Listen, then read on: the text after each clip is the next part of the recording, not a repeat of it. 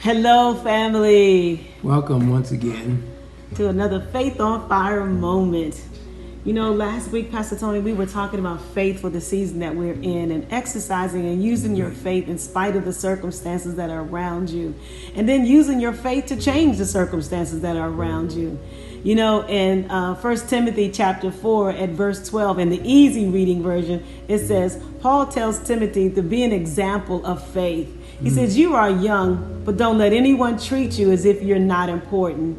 Be an example to show the believers how they should live. Show them by the way you say, by the way you live, by the way you love, by your faith, by your pure life. Continue to read scriptures to the people, encourage them and teach them.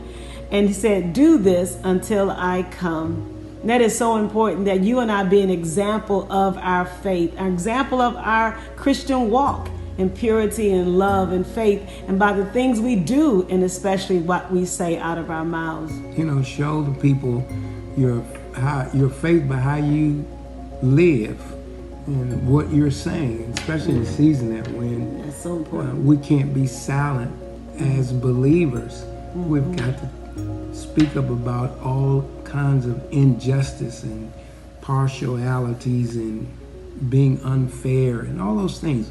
We can't be a silent. So we show our faith by what we say and by how we live, and most importantly, how we love. We can't afford to allow what's going on in the world to get in our heart. We need to speak about those things, but their hatred can't become your hatred. You know, you have to move from a place of love, and by your faith and by a pure life. That's important to have those 5 elements in your life to demonstrate to a world that is on fire right now, confused, not knowing what to do and how to maneuver through this pandemic, as well as this racial issue that we're all dealing with. Well, God tells you how to do it. How you're living, what you're saying, what you're doing, how you're loving will demonstrate to a world this is how we relate to other people. And that's an example of living by your faith.